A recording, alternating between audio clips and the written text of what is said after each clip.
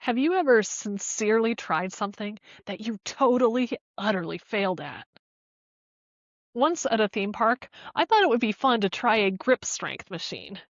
You were supposed to squeeze these handles as hard as you could, and the harder you squeezed, the more light bulbs would light up.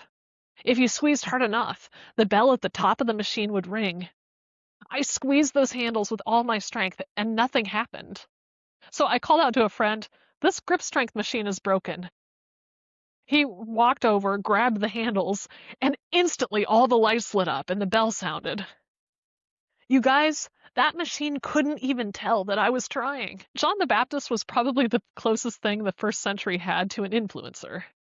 He didn't have expert degrees or work for an institution. He was speaking from outside the system, critiquing things that passed as normal but shouldn't be. Like a lot of influencers, he went viral in part because he was spicy and willing to say a lot of things other people weren't.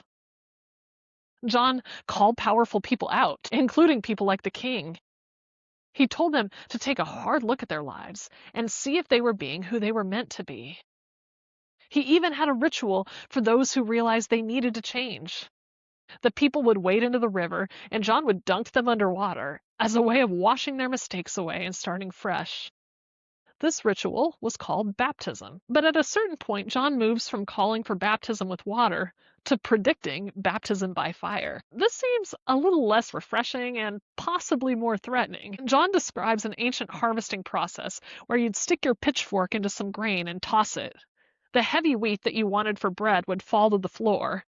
All the empty husks would fly up in the air, and you'd gather those and burn them. John says sooner or later God will do this process to the whole world. He asks, if your life was harvested this way, how much of it would have real weight and substance, and how much would be nothing but empty husk, just good for the burn pile? It's a sobering question. There's a word for people who speak like John.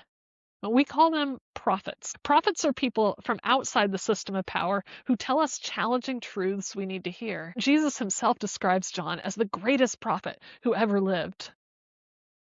But here's the thing. A prophet can only get you so far. They can tell you the truth, but they can't make you capable of doing anything about it. I did P90X video workouts for a while, and I can tell you while that Tony Horton is a great prophet of fitness, none of his inspiring speeches ever got my head over that pull-up bar. After years of trying, my grip strength was still pathetic. I still lost every tug of war to the dog. Sometimes we need more than prophets telling us what we should do. We need help actually doing it. This is why it's so important when John tells his listeners that someone is coming after him who's greater than he is. John is talking about Jesus. And according to John, Jesus is going to bring something to the table that John himself never could. John was really good at catching people's attention, at convincing them that they needed to change. But Jesus was going to bring the power to make the change possible. Jesus was going to baptize people with the Holy Spirit. You might think from the language here that John is using that what he's describing is the equivalent of some kind of power-up or buff in a video game. But the Holy Spirit is not a battery pack. The Holy Spirit is a person with all of God's power and knowledge. What John is predicting is that Jesus is going to make this spirit, the person, available to ordinary people as a companion who will go with you every moment of every day. This is a true game changer. It's the difference between Tony yelling, "Megan, you can do this!" while I hang there flopping around like a fish on a line, and Tony using his own giant biceps to hoist me over the bar. Unlike other prophets, Jesus isn't just coming to tell us what to do.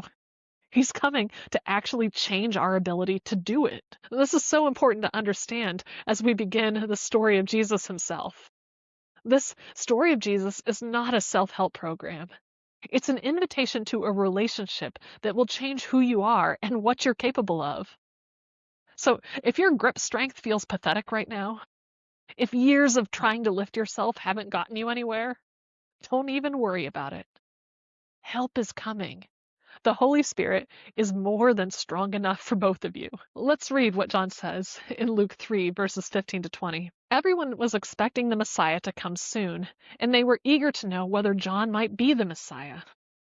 John answered their questions by saying, I baptize you with water, but someone is coming soon who is greater than I am, so much greater that I'm not even worthy to be his slave and untie the straps of his sandals.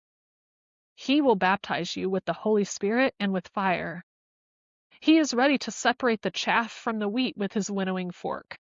Then he will clean up the threshing area, gathering the wheat into his barn, but burning the chaff with never-ending fire.